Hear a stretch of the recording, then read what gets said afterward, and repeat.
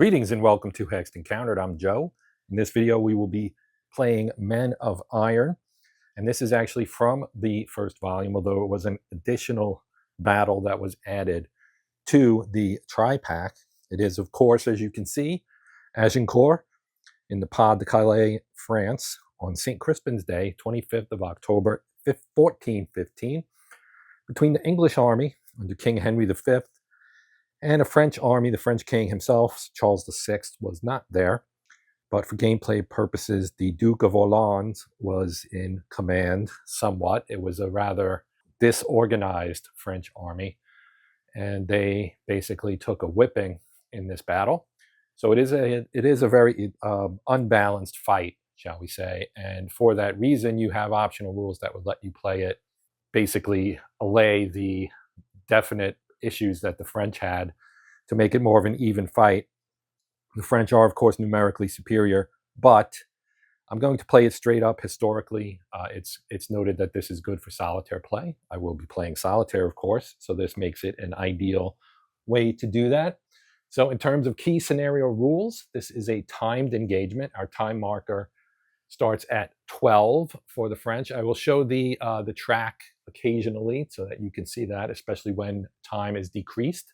That only happens when the English pass during a free activation. So that would be a strategic move you can make as the English player to shorten the battle. And if time runs out and the French have not won, then the English obviously would win the battle. Stakes, as you can see here on the map, there are some stakes that the English put out to protect their archers, their sharpened stakes. The French mounted men-at-arms cannot move, retreat, charge, or shock across a stake hex side. This is a central tactical feature of this battle. Stakes funnel everything toward the towards the English dismounted men-at-arms, who are here, here, and here. And each of those have a leader with them, including the king. He's right here in the middle. Now, this was fought in the mud. Heavy rain had soaked the field. So this is actually reflected in the movement costs, which you may not be able to read, but it says here that's 2 for the clear. This is 2 for mounted and 2 for foot. So that charge slows the French charge down, obviously. Now the French have some crossbowmen and archers of their own. They cannot be rallied, and any retired result means they are eliminated. So you cannot even try to recover them. English wagon. There's an English wagon located right here, and it can't move. And if a French unit ends movement adjacent to it with no English unit also adjacent, the wagon's removed and the English get 3 flight points. If you're not familiar with what a flight point is, it's a point at which basically the army breaks and runs once it gets to 0. So talking about that, flight levels and victory, the English flight level is 14. And uniquely, in this battle, the English do not add a die roll to their flight points when making lost checks. This makes them very stable until they're actually close to the edge. French flight level is 30. The French have more forces, but they play it traditional, so they will get to roll a die, which means that they could be broken a little bit more easily depending on the die roll. English flight points are adjusted in the following way: 1 flight point per eliminated English longbow unit, 3 flight points if the wagon is eliminated, as I just mentioned, and 4 if any of the English men-at-arms are eliminated. The French use standard flight point values from the rules. We'll talk about that as it comes up. Let's talk about the sit rep, the tactical notes for this particular battle. So the English position is technically a killing ground. Henry placed his longbows along the sides here and behind protections, as you can see, right, in all of these spots. You've got these 3, then 1 here, and then 2 over here.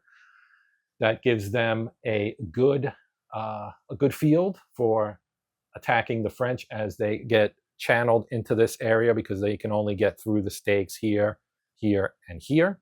The French have enormous numerical superiority, but terrible coordination. Every noble on their side wanted to lead the charge.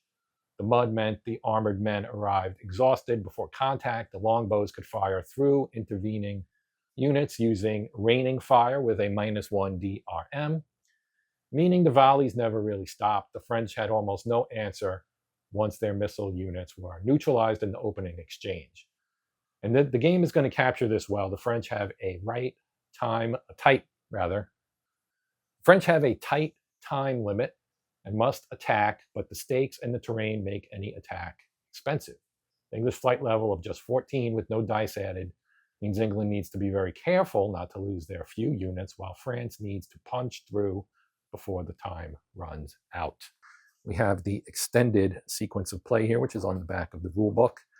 And as you can see, you start with the activation phase. Now, in this particular battle, the French activate first, and they must activate Orléans' men who are in the front. So that is where we will begin. Before we do activation, each side has seizure counters, right? So I'm going to drop these in a cup. English get 4. We'll talk about what they are. They're for seizing continuity. So I'll show you what they are here in a moment. So that's the English. Now we'll do the French. Put those over there. All right. Now the French got, so you see here, flip it over, battle cry. Okay, we'll talk about what that means in a bit. And they also get seizure opportunity 06. Okay. Well, again, we'll talk about what all this means once it comes up. They have a seizure opportunity. This is the English now. They have a negation. You can probably guess what that means. And then treachery. And their fourth and final one is another opportunity for seizure. Okay. Now we move on to activation.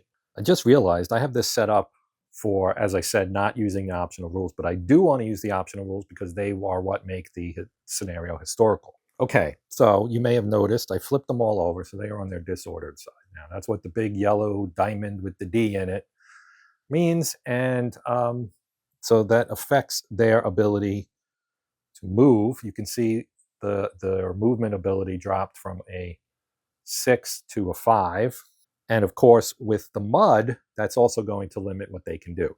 So this battle is now, and battle with a small b, again, if you watch the first look, you know that in this era of warfare, a battle was basically a division, what we would call a division. It's just a chunk of your army, right? So each commander controls a battle. There are 4 commanders on the French side. None of them coordinated with the others, which is why the French had such a chaotic performance in the battle. They also were all drinking and everything, so that's why they all start disordered. It's an effect of that. So as I'm playing historically, we are using the 2 optional rules, contrary to what I said earlier. For some reason I had it in my head that the standard rules would set it up that way, but they actually do not. We're going to move on now. So we've got dismounted men at arms here. Movement is only 3. That's going to be a bit of a problem because in mud, you can only move, each clear hex costs 2. They are on a road, however, which means it only costs 1. So what we could do is go 1, 2, and now they are adjacent to I want to say British, but they're English, okay? England was, the Isles were split up. You know, there were various kingdoms on the British Isles at this time.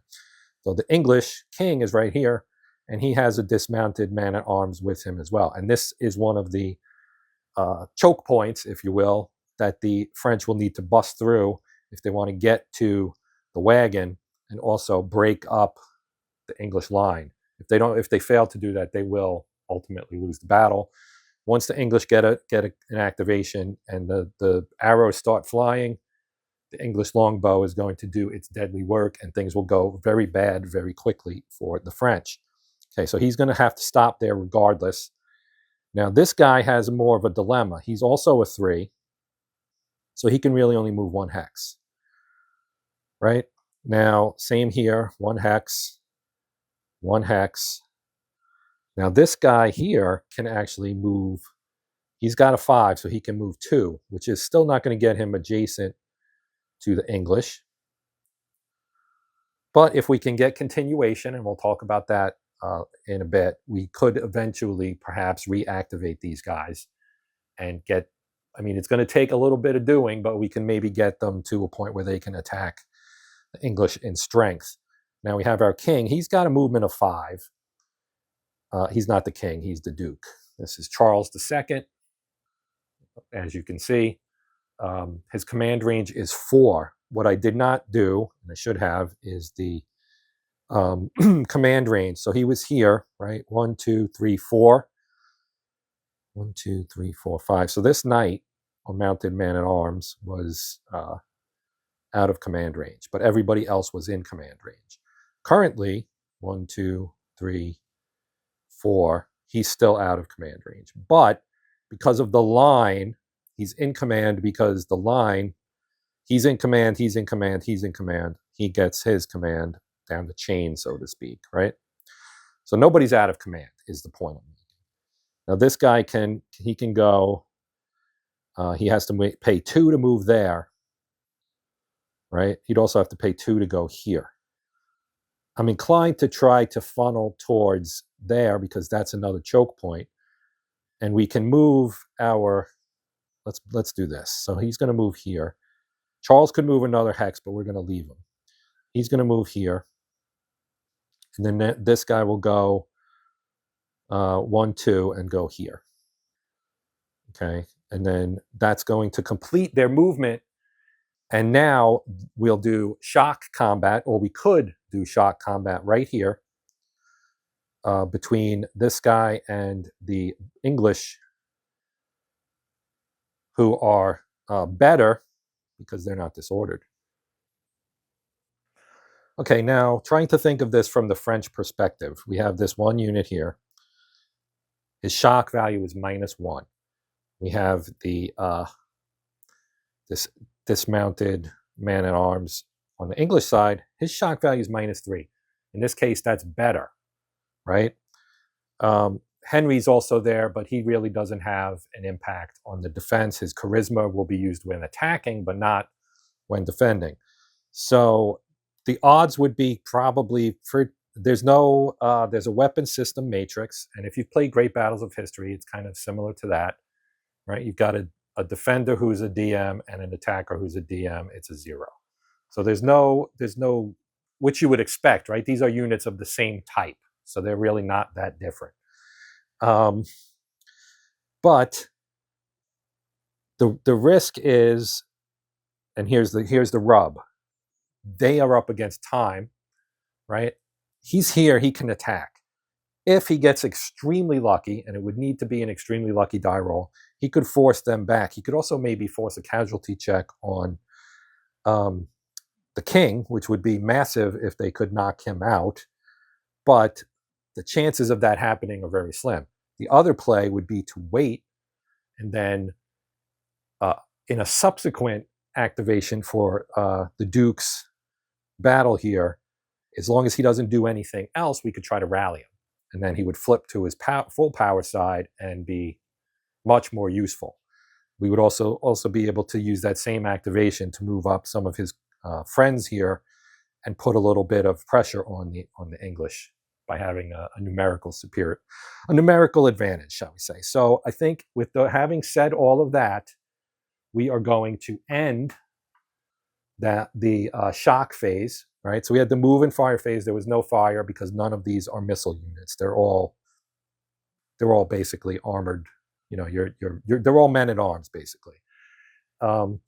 So we go from that to the rally phase. But as I just mentioned, you can rally any disordered units that did nothing for the entire activation. That is not true. He moved, so he's not eligible. So now we go to the continuation phase. Okay, so now the French have a decision to make. Once you get to this phase, right, this first part we can ignore because this is only applicable in the blood and roses game, right? So we don't have to worry about that then, but you would have to worry about making a loss check. So the first sentence does not apply. The second one does. If the completed activation was a free activation, which this one was, you have to make a loss check. Nothing changed, right? So with a loss check, you're checking victory conditions. So we don't have to worry about that. The battle is certainly not over. You can rally any retired unit belonging to that army if it's within 1 hex in or within 1 hex of the standard, which is back here. That's not the case for anybody, so we can't do that right now.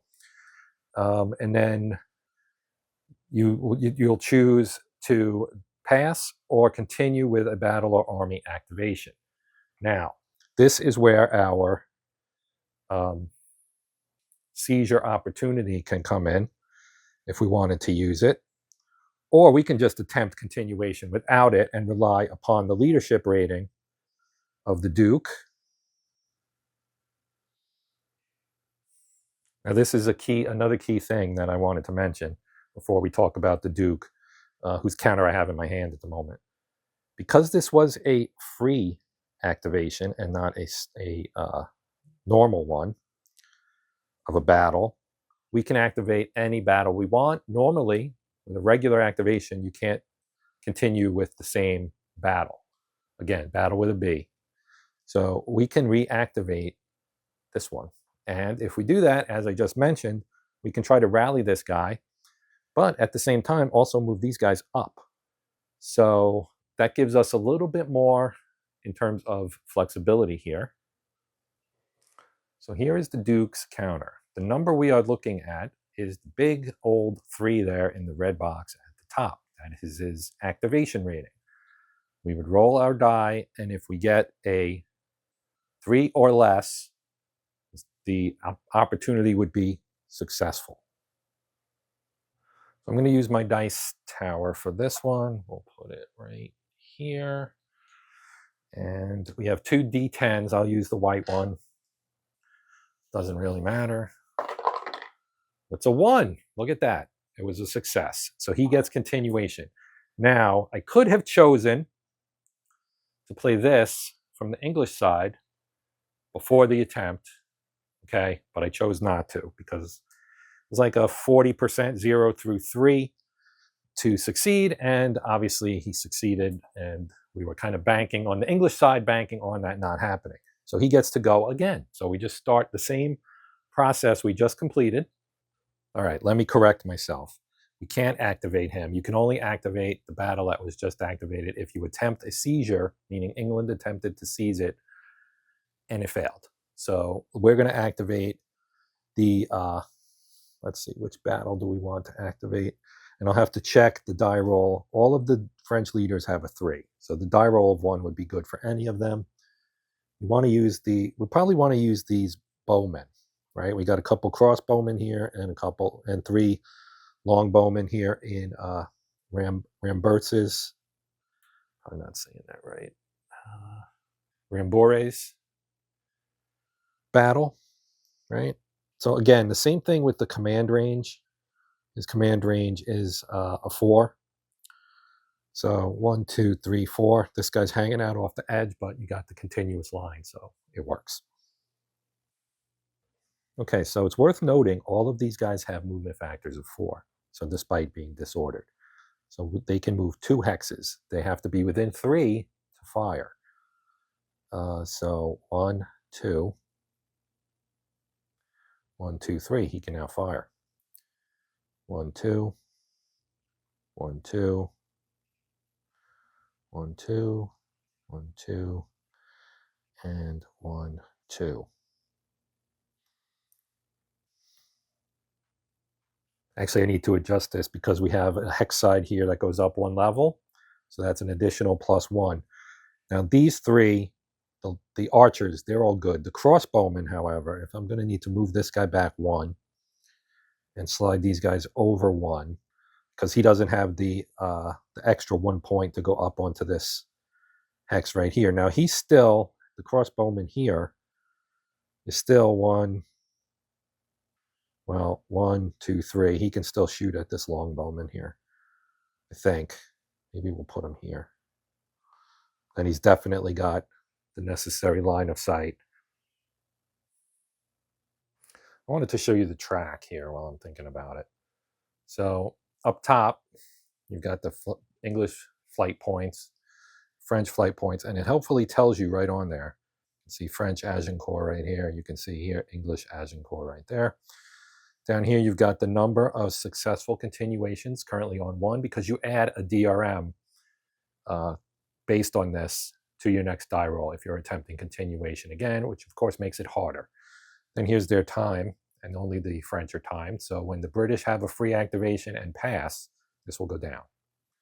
So that is what we are tracking on our track. It is off shot because I want to focus on the battlefield itself. Having done that, we've now moved our men. for this battle, the yellow battle. The way I don't mess up the name anymore. They can now fire. So now if they fire on the English longbowmen, which would probably be the best strategy, they will get to return fire. So whenever you're fired upon, you can return fire if you are a missile unit. Also, they get what's called reaction fire if someone moves into their front hexes. So for this unit here, for example, it would be this one right in front of it. Technically, these guys should be turned like, I guess they are facing the vertex. You need to be facing a vertex. So then like this guy here, these are his front hexes. This one, these two. This one, these two. This one, these two. So he should really probably, well, it said everyone should be facing north. So he is facing north. North is this way, as you can see from the compass rose. So anyway, back to the business at hand. We're going to have these guys fire. Now here we have these are the applicable tables, these two. But we're going to start up here, right? So fire range DRM chart. Now, notice Archer is not on here, but they use the longbow column. So the range in hexes, 1, 2, 3. Let's just have this guy fire right there, right? Because he's firing, these are his frontal hexes. He's going to fire there, okay, at this longbowman right here. Then we'll have this one fire at that one, and so on down the line. So you've got a -1 DRM chart, right? And then DRM's range, terrain as per the terrain chart. And I believe for missile fire, yeah, clear is none. The woods, however, if we fired at this guy, that'd be a -1. Okay, so no terrain. That's obviously not this battle.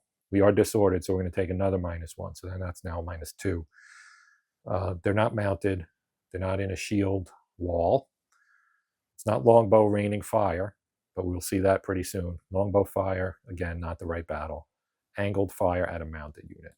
So none of these apply. So they're at a -2. 1 for range and 1 for being disordered. Okay. Now you have your fire result table. This is where we roll. Okay. And then we'll get our results. So again, looking at this, target is on foot. They're normal.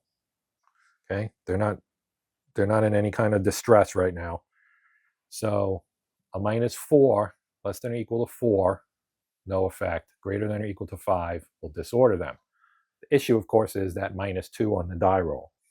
So that effectively makes it a 6 or less will be no effect, and 7 or higher would disorder them. We will roll our black die in this case. We'll let the black die be the French. They rolled a 7. A 7 will disorder them. Okay. That was a good roll for that unit. This disorders these guys. So they get flipped over. And that +1 becomes a +2. That's just their shock value. But they will now have a -1 on their fire as well. And that's denoted right on here, actually. If you see the bottom stripe there where it says F-1, that is the die roll modifier for firing while disordered. They do get to fire back, and they are resolved simultaneously, which means that he does not yet have that -1 applied to him. Now, they are in clear terrain, so the terrain, again, will be no effect. And they are at a range of 3, so there's only a -1 on the die roll for the English archers, longbowmen. So let me move this back over here. And it's a 0, which means no effect. So they're disordered and no effect from the French side. So now this guy will fire at him. And we'll just do the same thing. It's an 8, a success again. Now we'll try the English counterfire. Also an 8, so both were successful. So he's disordered. And so is this guy. Oh, he's already disordered, which means no effect. If they're already disordered, there's no effect. Oh, wait. Disordered. They're disordered. I forgot about that. That changes things because the roll prior to that was a 0, which was still no effect. So this one was fine. But this one, however, he's already disordered. We rolled an 8 with the -1 becomes a 7. So look what that does. He's eliminated. So the English longbowmen have taken their first victim of the day. But he is disordered now. So now this guy has a choice. 1, 2, 3 would put him here, or he can attempt to fire there, or even at this, or even him. Let's just continue to come down the line. So we're going to attack this. You can't attack the leader, so we're going to attack this man at arms here. So again, he's on foot, and it's the same -2. So let's roll. Whoops. Well, that was a 4, but it just kind of plopped in there, so I'll let it roll through the tower, and we got a 1, which is the same thing, no effect. Now, because he's a man at arms, he does not get any return fire. So that guy's done. Now we'll move over here to our crossbowmen. Now the crossbowman is a different type of weapon. So you can see they're not as effective at range, -3. With the -1 for disordered, that's going to be a -4. So it's going to be really, really difficult for them to do anything. They need to roll a 9 to disorder. Anything else will be no effect. So this guy, we won't fire at him because of the gap. I think he's out of range. 1, 2, 3. Yeah, he's out of range anyway. So we're going to fire at this other man at arms with King Henry. We got an 8, which is good, but in this case, that becomes a 4, and a 4 is no effect. No return fire, so he's done. Now we go here, and we'll fire at this. Maybe actually we'll fire at. Let's fire at this guy. That way we don't subject ourselves to return fire. 1, 2, 3. This guy will have to fire at that longbowman, which could be risky, but we'll take a shot at it. So we're going to attack this man at arms here, who is with Thomas Camoys. So we need a 9, and we didn't get it, so no effect. Now we'll do this guy here. He's going to attack that one, perhaps, because we do have the woods. The woods gives a -1. That would be a -3. No, that would be a -6. So it makes it impossible to hit. So he will not do that. So there will be no fire by this unit. 1, 2, 3. Yeah, because that's out of range. So that ends that, and we come back to our attempt for continuation. And this time we do get a +1. So we can't attempt the battle that we just had, but we could attempt him again. So that might be worth doing. Or we could attempt one of these guys to move forward some. Either way, we'll need a 0, 1, or 2 for it to be successful. Or we can give the English a free activation, which we do not want to do, because if they take it and pass, that'll knock our time down. So you see where the strategy comes in here. And I guess we'll try to activate Jean the First here. So we will roll, and we need a 2, which we probably will not get. Let's see what we get here. It's a 5. So they fail. Now you might say, well, why don't you use this? Because if you use this, then you can roll anywhere from 0 to 6 and get it. But if you play this, then the English can play this, and in theory we wouldn't know that they have this, but if the enemy plays this, you can play this. So that's how that works. The British have 2 seizure things, so they can use that, as well as treachery. I'm not sure what treachery does, but I'll have to look that up. Anyway, so they get to choose. They have an activation now, and it actually is a free activation, because we attempted continuation and failed. So that's the rule. So either way, the English were going to get a free activation. Now, they can pass, and if they do that, we would move our time marker, which is off shot, I know, but it's on 12 right now. We would move it to 11. I think it's better to try and attack some of these disordered units while we can.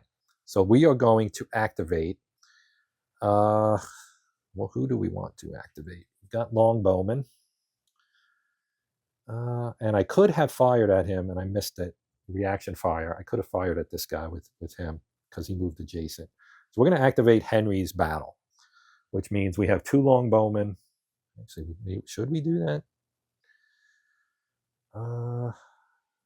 Let's do Edward. Okay, so he's the Duke of York, and I believe he is the king's son. I think. Maybe not. I don't know. But he's going to fire at these guys. So we've got 3 longbowmen. So we'll start with this one, who's not disordered. So he's normal. And he's going to be firing at this guy right here. Or maybe we should fire at our fellow archer, but that's at a range of 3. So let's see. He's normal. The target is disordered. So he's going to have a, let's see, the range to him is only 2, which is a +1 for a longbow.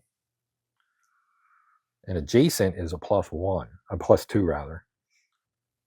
Let's fire. We want to try and knock these guys out if we can. So if we roll high enough, we can maybe knock him out. We're gonna go for here, which is a -1. Since he's not disordered, we don't already have a -1, so it makes sense to do it this way. All right, let's roll. It's a 4, and with the -1, that becomes a 3, which is a retreat result. But before we retreat, he gets to fire back, so we'll do that. Now again, he's going to have a -2, 1 for range, and 1 for disordered, but he's also going to get a -1 for the wood, so it's a -3. And that's a 0, so that is no effect. And he has to retreat, so he will retreat 1 hex away. Actually, I think he has to go here, because that's 4. This would still only be 3 hexes away. So he's now 4 hexes back. That guy's done. We'll have this guy fire. And he, because of the -1, I'm going to actually have him fire here. Now, this would, when he was here. Yeah, we would have been firing over this unit, so that would have actually been a -2 for the raining fire when you're firing over the unit. So that would have been a 2, which is still a retreat result. So we're just going to put him there. That's where he ends up. He's done. He's going. He will fire at this man-at-arms right here. The range is 2. He is disordered. That's a -1. We get a +1 for the range, though, so they cancel each other out. And he's not raining fire because it's not coming down on him. Yep, that's it. All right, just a 0. It's a flat roll. That's a 2, which is against a disordered unit is a retreat. So he also must retreat. That was this guy. He has to retreat, so he's 1 further away. So he's there now. Or was it him or him? Actually, it was him. He's this guy, so he's going to retreat here. Because he also needs to make sure he doesn't get closer to that guy. All right, now this one will be fired upon by him. And it's the same situation. And it's a 7, and 7 is bad. 7 on a disordered foot unit is an elimination. So the archers claim a 2nd victim. Okay, so the English are already picking up points here, and I have not applied these yet for the flight points, but they will get applied to flight points. Okay, now the only other things we could do, since we were firing, we already skipped movement, but we could have moved our unit out of there, but we're not. This is our line. We're holding it. We're on the defensive. We're going to fire because that's, that's found gold right there, is attacking these guys out in the open with our longbows. So that ends the English activation. Now, if I had elected not to fire one of these 2, I could rally them, but I did fire them, so we can't rally them. These guys don't need a rally, even though they didn't do anything. So we're actually good now. So now it would be continuation time. Okay, so I think we will try continuation, of course, and we will try it with Henry, who has a 6. So that's a good one to try without needing to use without having to use one of our chits. He rolled a 9. So we failed continuation, and it goes back to the French. But first, we must adjust our flight points. Now, the flight points for the flight points. The French get the standard flight points. So we eliminated a man at arms, dismounted, but a man at arms, that's worth 3 flight points. The archer is worth 2 flight points. So we earned 5 total flight points, and that moves the French number from 30 to 25. So you see how quickly things can dwindle when units get eliminated, and the fact that they're disordered makes things a little bit more difficult. Okay, so now let me remove this for the moment, and we will flip back over to the French, and we will activate. Who do we want to activate here? Let's activate Charles again, right? Because they need to be aggressive. So they're the foremost unit. We're going to activate them. Okay, so we want to probably hold off on using this guy, and so that we can rally him. That's a key thing. So I may not move everybody with an eye towards rallying them. So let's move him here, and we'll try to rally these two. And we'll move him here and him here. Okay, we can also try to rally this guy and the one who's with the king. So we have 4 units we can try to rally and 3 units that we moved. Okay, so that completes the movement. Now we have reaction fire, which I didn't do last time, but I'm going to do now. Now this longbowman can fire at this guy right here with reaction fire, and he can fire at this guy, and so could he. So we've got 2 right there. Actually, I think only one of them can fire, though, if I remember correctly. So this guy's going to fire here. Now, he is not disordered. The target is disordered. So again, we're over here. He is a longbowman, and he gets, let's see, there I believe the range is only 1, so that's a +2. And yeah, that's a +2, but you have to basically take a shot here if you're the French. You just do. All right, so let's roll with a +2. 1 + 2 is a 3. That's a retreat. So he has to retreat 1 hex. Did I say which one it was? I think I said it was this one. It'd be better to be this one, but it doesn't really matter. We'll retreat him. Okay, now this one will do the same here. And that's a 3. +2 would be a 5. And a 5 is retire. Okay, so now this is the first time retire has come up. This is an interesting one. When a French unit in this game retires,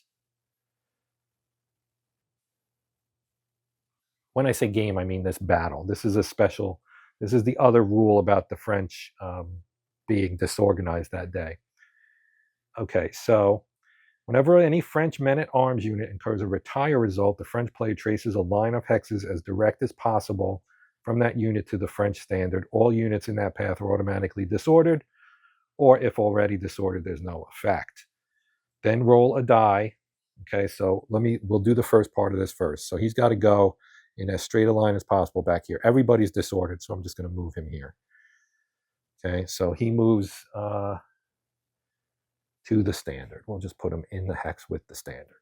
Okay, now we do a die roll. If it's a 0 to 6, the unit has retired. If it's 7 to 9, he's eliminated. So this would be another 3 flight points if he's eliminated. It's a 7. How about that? So he is in fact eliminated. And as happened historically, the French are off to a rip-roaringly bad start. So they're going to lose 3 more points and go down to 22. So they are at 22 flight points now. Okay. The English are done with their reaction fire. So now the French can attempt, if they wanted to attack, but they're not going to, because again, this would be likely to be a bad result. Of course, you could also say, well, they're sitting here. If we activate Thomas next, then, they're going to rain arrows on these guys, which is true, but, it is what it is, so to speak. So we're going to try to rally instead of doing a somewhat suicidal attack.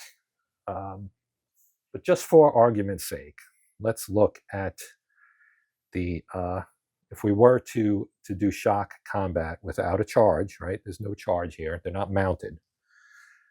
So you would have defending unit status would be normal. And so you see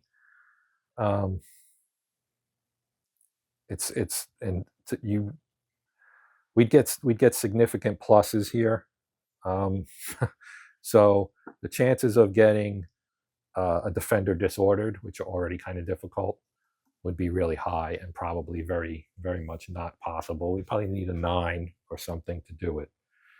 Okay, so now we're going to do this rally phase. Any disordered units did nothing. Currently not adjacent to an enemy unit. That's important. If a standard was activated, rally any retired unit. Okay, the standard's not activated. That's back here. No need to do it right now. So he cannot be rallied. Okay, so we can only rally 1, 2, 3. Those 3 guys. Now the good news here is rallying is automatic. So we just flip these guys over.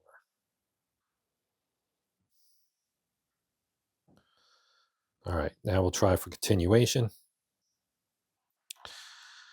And so we will, we're actually going to attempt to continue this back row right here. They have 2 mounted units. Now, one thing I have noticed is you might be able to access the English by turning them, essentially going around the flank through the woods, because the woods are not great in terms of terrain. The movement cost for mounted is 4 and dismounted is 3. So I could, I would think I would want to do one of these 2. Now they've got mounted horsemen back here, or mounted men at arms.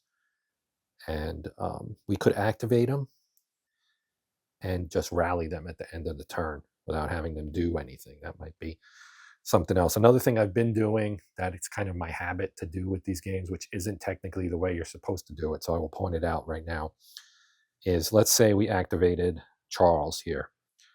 I would move this guy, maybe 2, 1, 2, and then I would have to fire with him or whatever, and then or do the movement and fire, and then move to another unit, move and fire, move to another unit, move and fire. You get the picture, right? Now, fire isn't really a thing for these guys.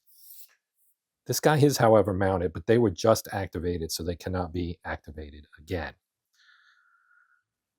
So we're going to activate, maybe we'll just activate the purple group here under Jean, or maybe we'll do let's do the yellow so that they can again get some hits in on the English here. So we will activate. We're going to try to activate David here, and we're going to roll. We have to roll, and he needs a 3.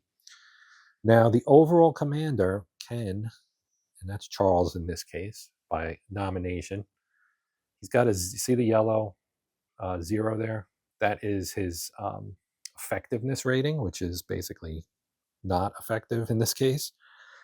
That would be a die roll modifier you would apply to the continuation roll. So if it was a negative number, it would give you a minus on there. If it was a positive number, it'd give you a positive, right?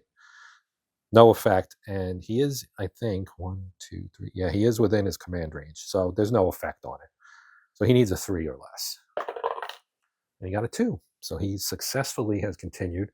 I will move their marker there to a 1 again. And they get to activate. So now here's the thing. If we move adjacent, reaction fire. However, that might be worth doing in this case. So but for what we're going to do actually is, I think we're just gonna fire. So I'm gonna fire him, then I'll probably move him here and fire.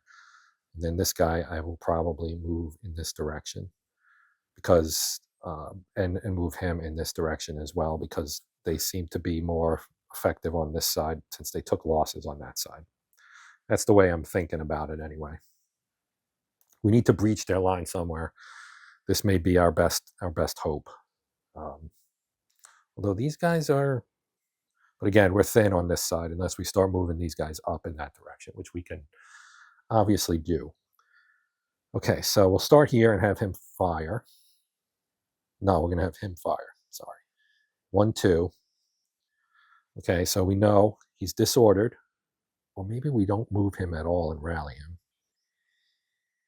Let's do that. We're going to rally this guy. We're going to move this guy up here. And now we'll have him fire. And he will fire at these guys up here. So again, it's a -1 and another -1 for him. It's a -1 for the range and a -1 for, well, actually it's a +1 for the range. So +1 range, -1 for disordered is a 0. Now the target is not disordered, so we're going to roll here. It's a 9. So a 9 is a good roll because that disorders him. So it was successful in disordering him. Now we have a leader in here, so you may wonder what happens to the leader, if anything. Well, luckily for us, this provides a good example because it is a 9. A 9 on a fire roll means you have to make a leader casualty check if there is a leader in that hex. So we roll again, and if it's an 8 or a 9, he is removed. Otherwise, there's no effect. And in this case, by removed, he gets replaced, basically. It's an 8. All right, so Thomas here has been killed. So you look on the other side, and there's his replacement. So he's got a replacement leader now. And if the replacement is removed, then they will be leaderless. And you can also see that the replacement's numbers are not as good. So that was an effective attack here by those guys. He did not move. I'm not going to move him or him. We're just going to flip them over so they're no longer disordered. And we will attempt with him to get a continuation. Now his number is a 3. We do get a +1 DRM from the number of it failed. So the English now get a free activation. So in this case, well, I would say we should activate him and have them fire, right? And we won't do anything with that guy so that we can rally him at the end. So that's what we're going to do. So he's going to fire at him. Then there will be return fire. These are crossbowmen. And I think I just screwed that up because I didn't take the, I took the crossbow would have been a 0. I mean, it doesn't affect anything. We still rolled a 9, so it doesn't impact it, but I did screw that up. All right, so let's do this. Longbow. Going to target him. The range is 2, so he does, in fact, get a +1. He is not disordered, and he's not firing raining fire. And if we were at Krejci, it would be a much better thing because we'd get another +1. So we get a +1. He is not disordered. So let's roll. That actually helps him. It's a 3, and a 3 is no effect. Now we'll have this guy attack him. That's a 0, which is also no effect. And last but certainly not least, we'll have him attack him because he's adjacent, which makes this a +2 here. Well, that was terrible. So all that did was nothing, and we did rally our men-at-arms. All right, so based on the length of the video thus far, I'm going to stop here. we can always pick it up. I will probably do a continuation just so you know what my plans are. I'd like to make this into kind of a series, so to speak, not necessarily all back to back like I did with Combat, but go through the games. I have all the games. So obviously the tri-pack has Men of Iron, Infidel, and Blood and Roses. So I would do a battle from Infidel next after this. Then I do a battle from Blood and Roses.